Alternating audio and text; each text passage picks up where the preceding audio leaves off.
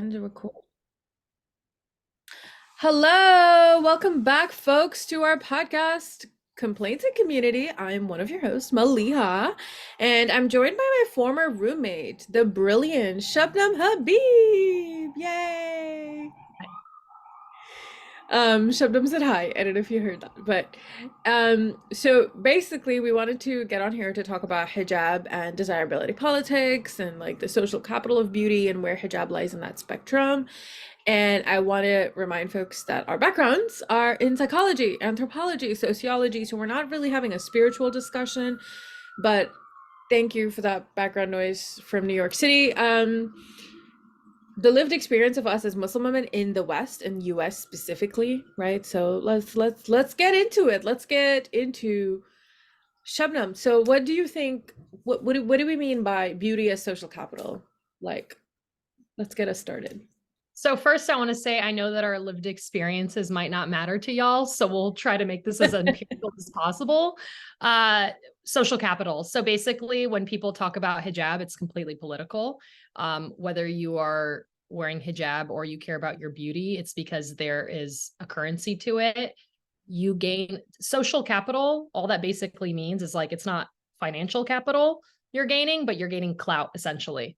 Like if you are more beautiful, it's going to help you in a sort of power dynamic, whether that's at work or not, specifically if you're a woman, because for men, it doesn't matter. So when people say things kind of like, oh, I want my spouse to wear hijab, or like, basically, if anyone cares if somebody's wearing hijab, they need to understand it's not a matter of differentiating you're religious, not religious. It actually has an incredible impact on your day-to-day life from a political standpoint. So yeah, no, there's definitely like a lot of power dynamics at play, privilege at play, and who gets to wear, who gets to be comfortable, who gets to be safe in hijab, who gets access to jobs or not. And I think one of the reasons I am ready to have this conversation is so much of our conversations about hijab happen through a male gaze. So much of it happens through a male gaze. Even our worship, like as Muslim women, our worship, so much of our spirituality centers male spirituality. And so I'm like so ready to hear from women, Muslim women, hijabi women on this conversation as our lived political experience of wearing it or not wearing it, right? So and I think another thing with social capital is also like, when people more colloquially talk about pretty privilege, it basically gets into that, right? Like hijab does have an impact on your pretty privilege, right? Like you are not about to be like out here being a Kardashian. I mean, I know there's a lot of nuance there, but that's ideally it, right? Like hijab is kind of like you are not supposed to sexualize yourself and things like that. However, it can impede on somebody who is, as women, that is capital we have access to. So hijab can kind of limit that, right? Like, hey, you can't use this. So what does that mean for us in the material world, right? Because I feel like so many women who don't have struggles with hijab, and I'm not speaking for everyone, but I know a pattern that I notice is they often have a thriving community. They might have family and partners and everybody around them who supports them, supports their self-esteem and things like that. And so then, of course, you will not have a harder time with it, as opposed to women that very much participate, have to be the breadwinner.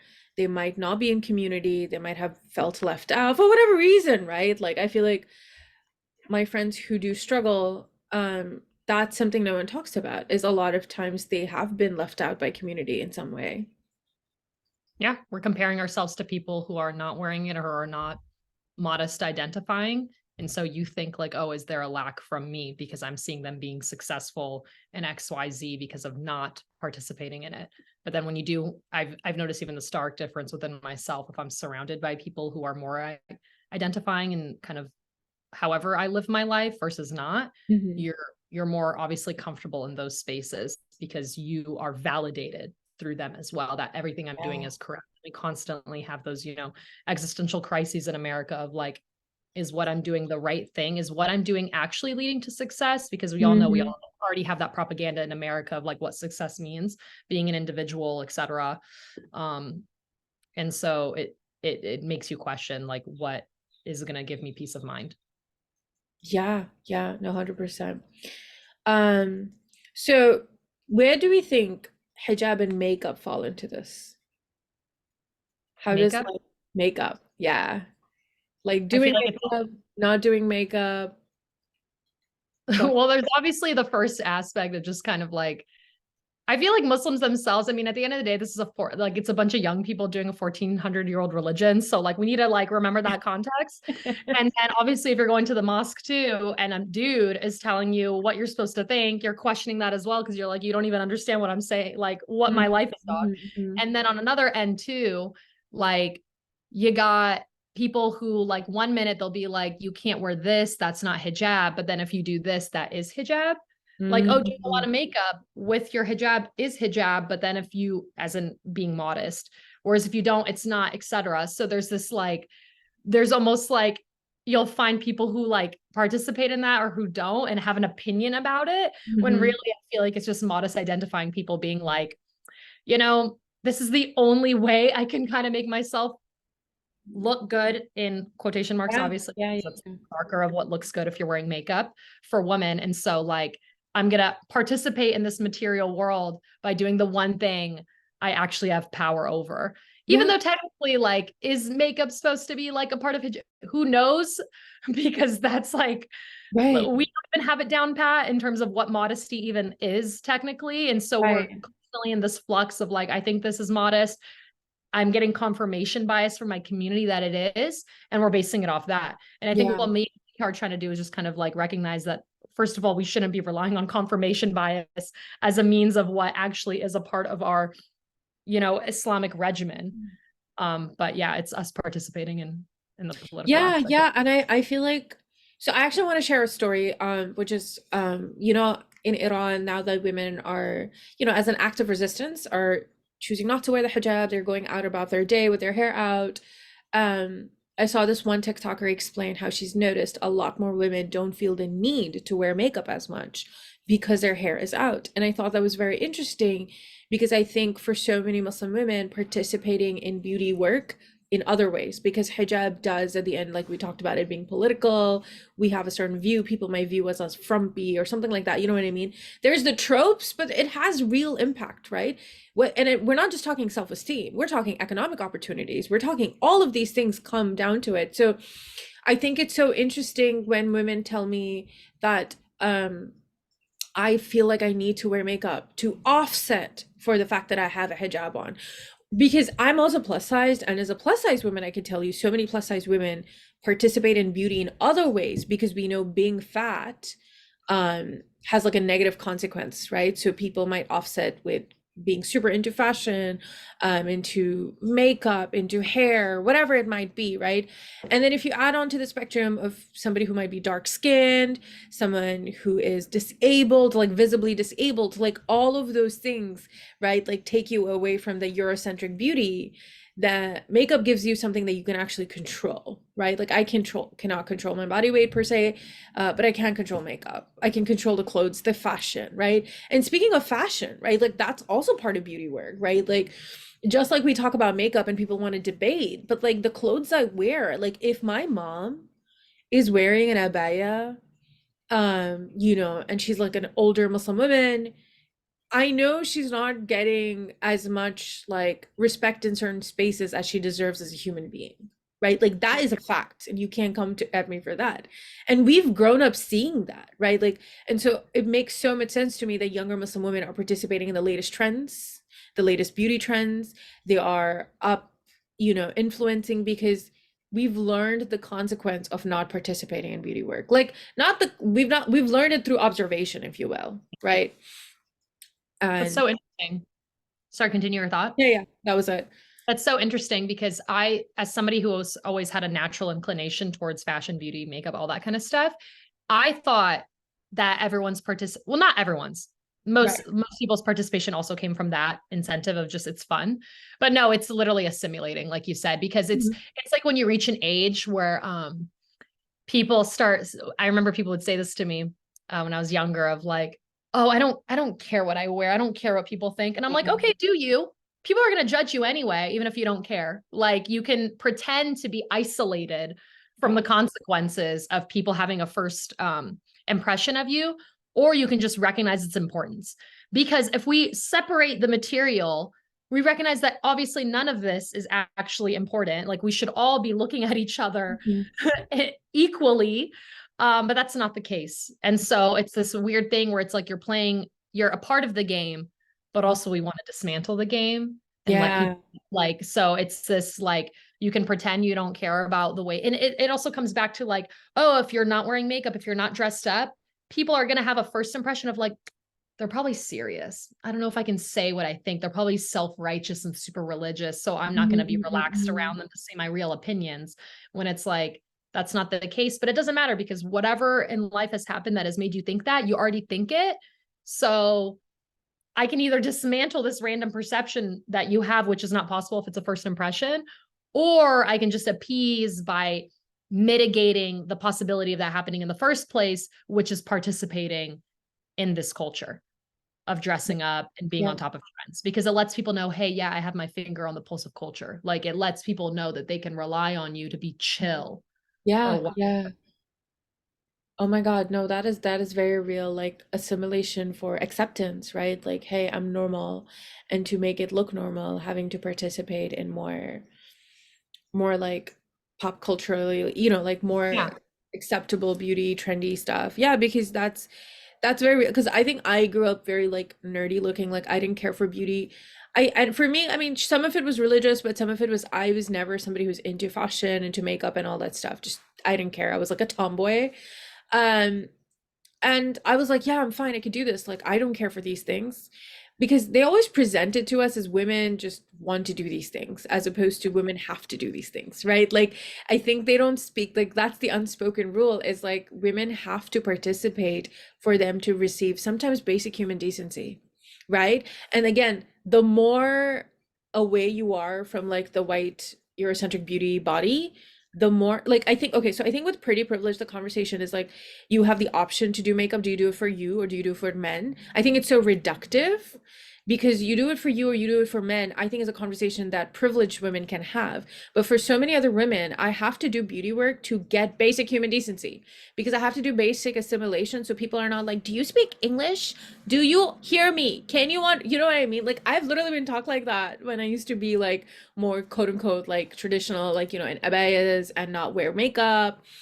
And so it's like, when I say that we have learned this by observing older generations or observing women, and this is not, um, this is not like a diss at anyone who chooses to assimilate or not assimilate, but really just talking about all these small factors that that matter when we make these choices, when we make these decisions, right? And giving voice to it. Like we're not mad to consider, because I think it's so harmful to reduce someone's spirituality when they take off the hijab, right? Like they take it off and we're like, wow, you couldn't handle it, you're not close to God anymore. But I'm like, have you considered all these million other material factors?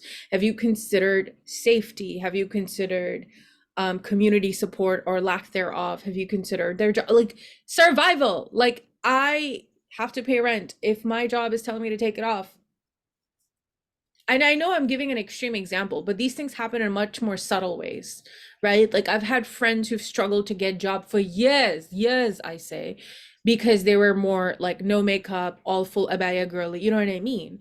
And I know, I don't want to say, oh, whatever, but like these things impact. Or participating in corporate culture.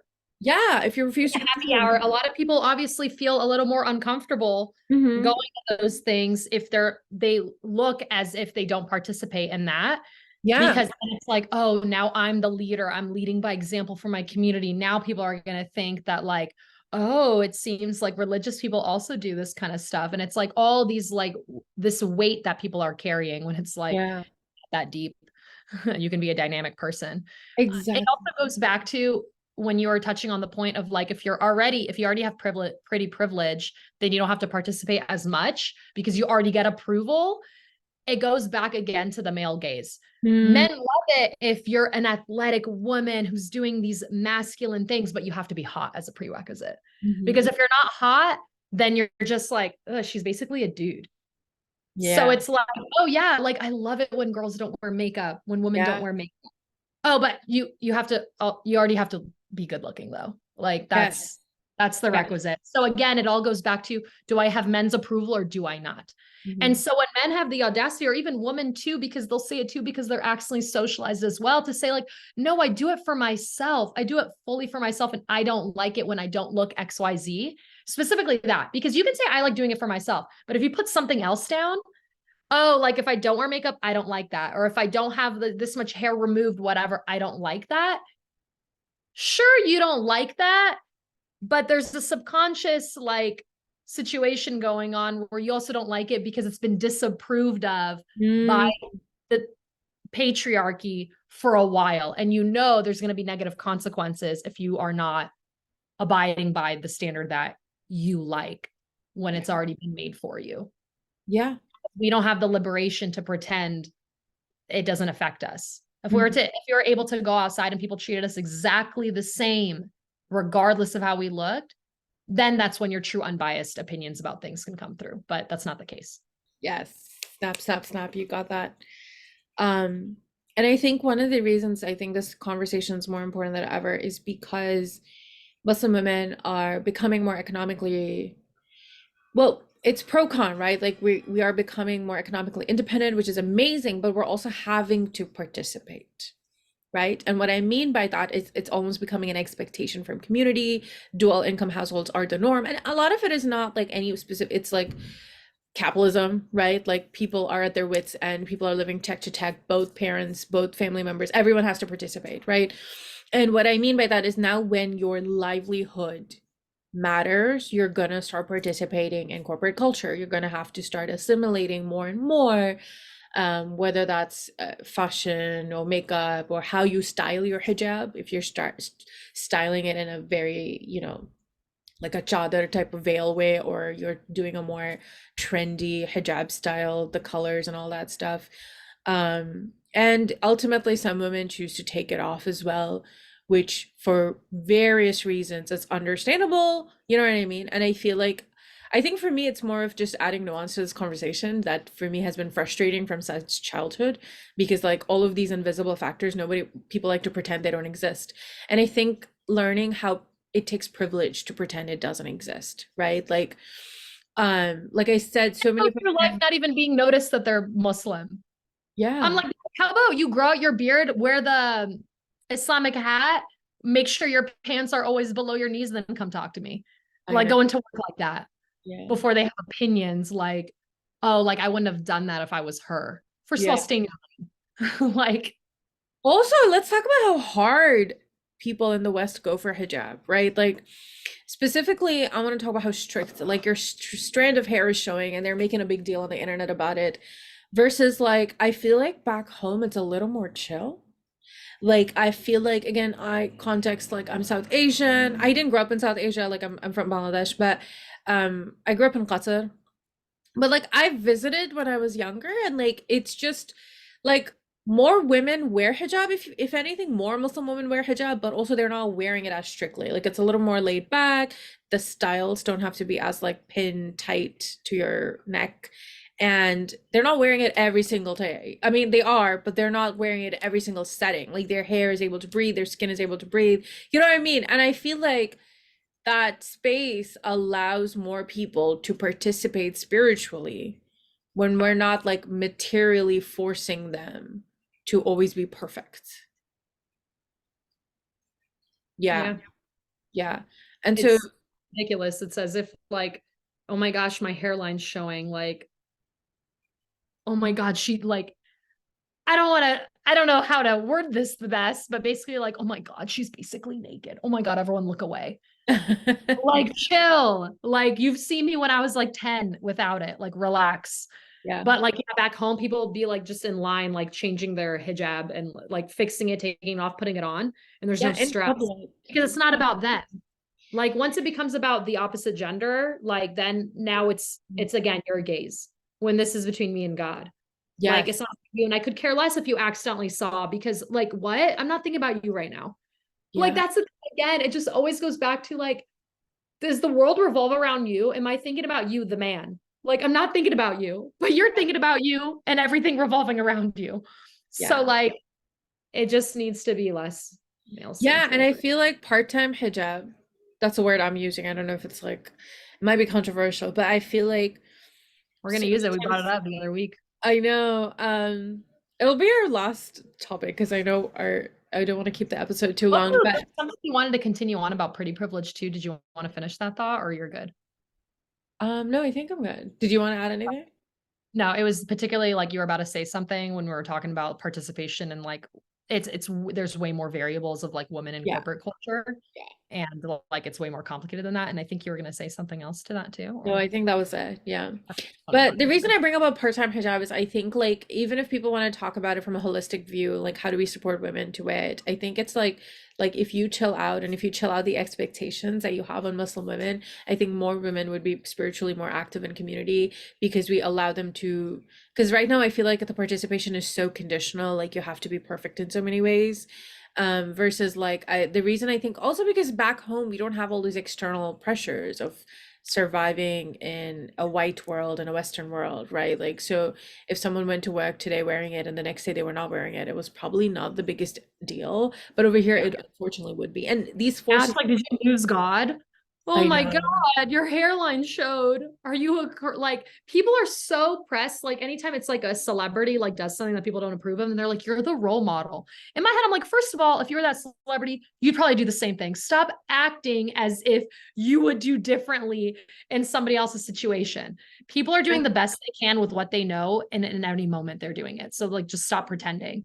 But even beyond that, too, it's like you're acting as if you can speak on behalf of somebody else's religion in the sense of like, oh, like you lost your path. I am affected by this, which you're Mm, not. So that no. goes into again, people love to control others. Yeah. Like they're projecting their own like agendas as well, especially when women go after women for taking it off. Yeah. And they're like, I would never do that, something. And it's just like, They're centering themselves in something that has nothing to do with you. And especially because they center men almost in a way. Like, how do I make this about me? You know what I mean? Like, and it's like, girl, she took it off. There's a million reasons. And I just hope I hope this conversation brought nuance and different perspectives and different forces at play to wearing it, not wearing it, how they wear it, because I think like a lot of women might not feel comfortable taking it off, but they're participating very heavily into beauty culture, very heavily into even getting things like plastic surgery done. And this is not judgment, right? This is not a judgment call. But what I'm explaining is perhaps if we as a community like just chilled out about how strict we are around the hijab, then more people could breathe and participate in it as an option and get comfortable on their own terms instead of forcing them in this one way that they don't feel fully committed to. And then they're offsetting that with other works of beauty. You know what I mean? And I don't know. I don't know what the point of this. I think the point was just to bring nuance and just like chill out, y'all. I think it's basically about liberating women to let them know it's not about men. Yeah. Yeah. Because like men are going to think what they think, but when we have women who are trying to get the approval of men and not to their fault, we are socialized where if you get men's approval, you are good in life, Yeah. which is why you have the typical conversations even in the non-Muslim community of like women competing each other for men's approval because there's only so Yes. many good men, etc.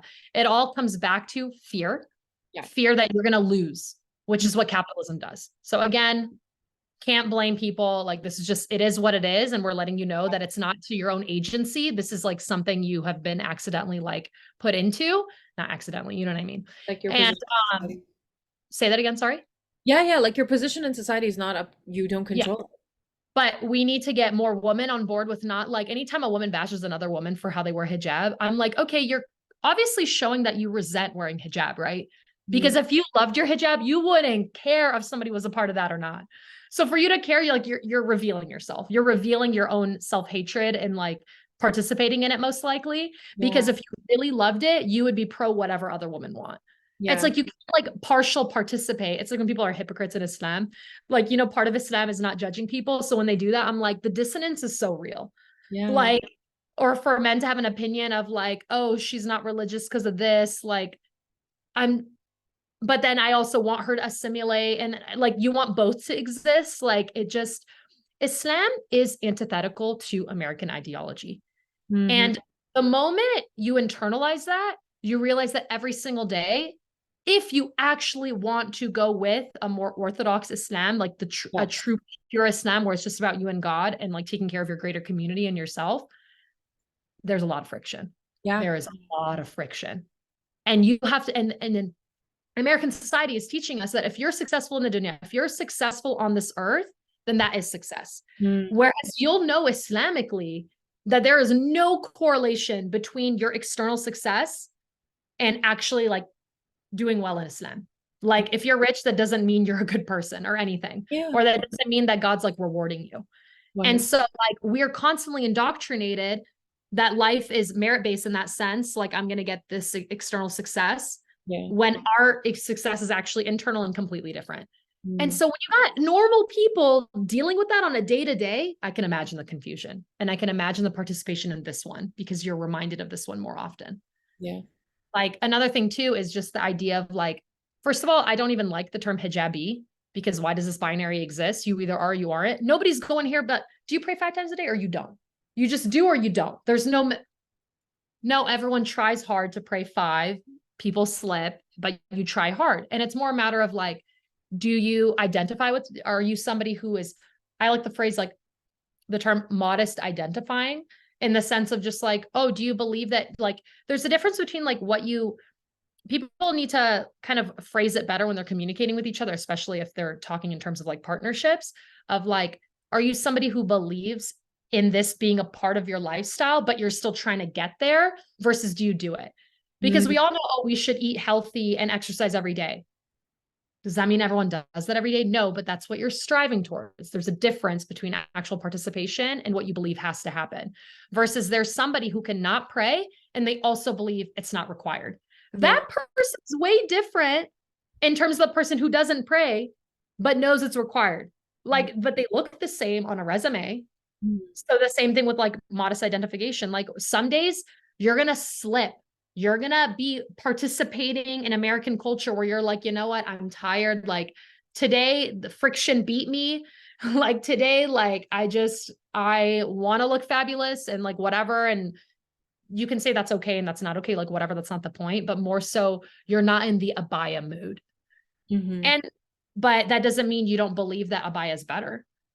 Mm. That's the difference that people need to kind of like really internalize is Yeah. that you're not one or the other. You're not saying what you think is okay and what's not okay. You just have an off day, or some days you just want to have a different opinion. And Yeah. that's it. And people back in the homeland are way more on point with that because they're not threatened by an ideology that the community Like a has. Western. Yeah. There's no loss. Whether in Afghan culture, like I'm Afghan, like your hijab is kind of on or kind of off, like no one's tripping. Like no one's thinking like, did you lose Islam today? No, no one's worried about you. Like, but I think that's just people projecting because when somebody loses their Islam, you start thinking like, oh my God, is it the end of society? Like, am I going to lose it next? Like, I need to control them because if I Yeah. control them, then I won't slip either. So we just need to abolish that term. And we need That's to stop freaking out that a man is about to enter the room. yes, yes. I appreciate that. Thank you. Yeah, I think it's definitely something to like reframe the way we look at hijab and the binary, right? And how you were saying like being modest identifying as opposed to just being strictly are you hijabi, are you niqabi, like categorizing and labeling. Um, I mean, I understand like sometimes language helps us, but I think we could always do better, move forward and humanize the entire experience of it, right? Yeah, you were saying the labels help in Qatar, no? What or is it in the UAE? Like you're mentioning how like, oh, if you're at a party and people are taking pictures, it's like the labels just help in the communication of Right, right. Like what I was saying was like over there, if everyone kind of wears it and all wears it, the only time you would need it is in if you're in a all women's gathering and someone's trying to post a picture to Snapchat and you'd be like, actually, I'm more practicing, I'm always covered, so don't post it. Because in that party, you don't know who's covering, who normally covers outside, who doesn't, you know what I mean? yeah. So in that context, I could see that label definitely matters in terms of like Yeah. respecting each other's boundaries, privacy and stuff.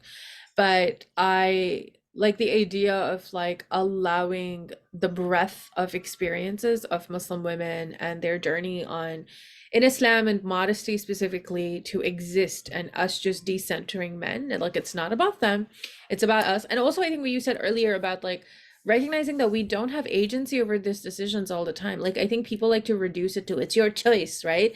And I mean, sure, there are aspects like you choose, but there are so many social, economical, sociopolitical factors that come into play, and your position in society and your privilege and your existing level of like pretty privilege, right? Before hijab. And then if you put it on, you know, all of those things, right? Like there's a network. It's a very multifaceted decision, quote unquote, choice that women make.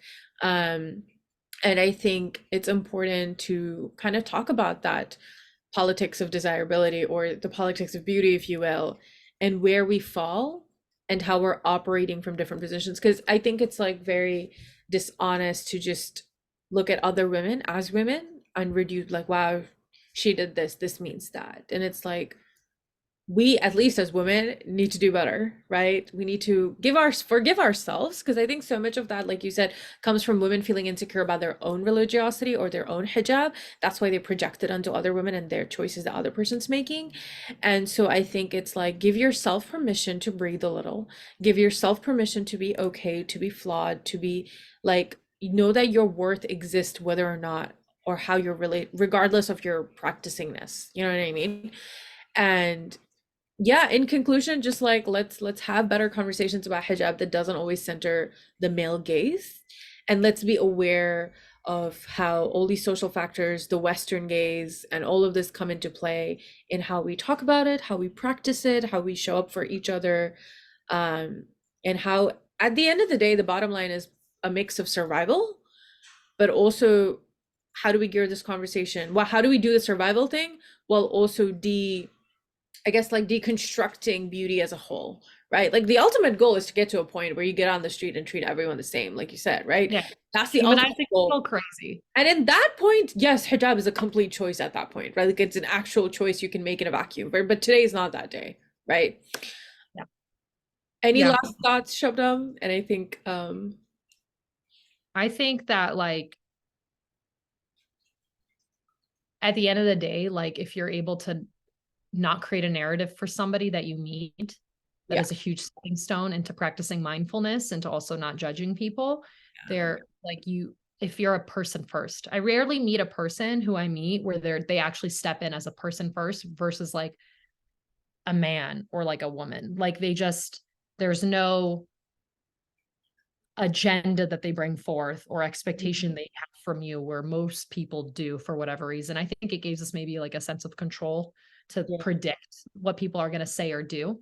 I think it's really toxic to say to people, and I've seen a lot of people say this because they've been indoctrinated by their parents and et cetera, of like, well, if you're going to like misfudge, like, why even pray?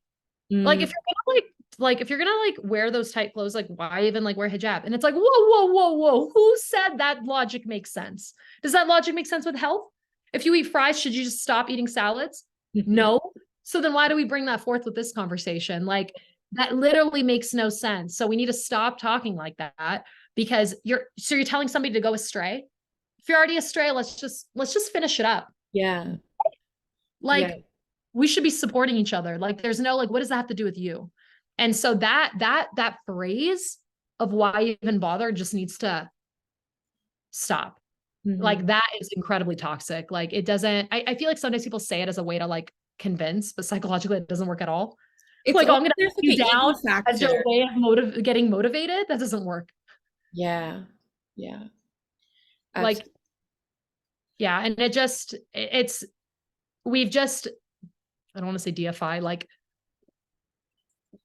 things that are mentioned a lot in the Quran, people say that like if something's mentioned more often, that means it's super important. Mm-hmm. Character is mentioned so often that needs to be prioritized. But those things are more abstract, whereas something like modesty is more tangible, it's more tactile. Yeah. So people can hone in on it, even though it's barely mentioned. And it's something that is like so all encompassing in our life, Mhm. because like you can just see it and it's more black and white to people. And so like if men just didn't, if men were able to understand that it's way more complicated than they think it is. And if they were also able to understand that if they had to all of a sudden look visibly Muslim, how would they feel? Just like little practices like that of just like Yeah, literally. that we'd be in a better place. But at the end of the day, like I really would love it if people just took the male gaze and Yeah. anything male centric out of the conversation and then see who you become when Yeah. that happens. Yeah, absolutely. Just to wrap it up, thank you so much, Shabnam. I think everything you said is so poignant, and I hope we can all leave this conversation one step closer to decentering the male gaze in our worship specifically. And maybe we can have a whole episode on that. Like, what does Muslim women's spirituality look like without the male gaze, without centering? Yeah. Because then we can go more into context as well. Because I always think of it like I always try to give examples that are like non-Islam related in the sense of this. Like you have models that will like dress in certain ways in a studio for the Yeah, photographer that they trust. They're not going to the mall in those outfits sometimes. Like they know the context matters. They're yeah, not like if they're okay with like it's kind of like saying like, oh, you're okay with like dressing like that to go to like Costco, but like on your Instagram feed, it's different. Well, yeah, because there's more permanence on the Instagram feed, and I don't and like this is a more public thing, but it's also like my local community, so I don't really care. So it's like people are also going to dress differently depending on who they trust and who they're around.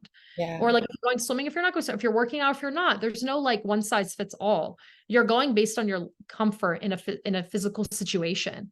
And so like the same way that like you dress differently in a business meeting or you don't, or like the model example I like to give because it's like they'll obviously dress like more like avant-garde, like whatnot, like in a photo shoot is the same like thought process you have to think for. It's like, oh, maybe there's somebody that I don't know, like when they go swimming, they don't wear it, but then when they're not, they don't. And then somebody can be like, oh, well, might as well just not wear it. When it's like, no, I actually still believe in being modest. I just feel like I just feel a little more comfortable like swimming with that. yeah. Like whatever. I'm just giving a random example. No, Like 100%. there's no like men really looking at me when I'm swimming. Like there is that context matters. Like Because I'm even not in if a it's like men are not looking at you, like the whole male gaze is like we've internalized it, right? Like we've yeah. internalized the male gaze.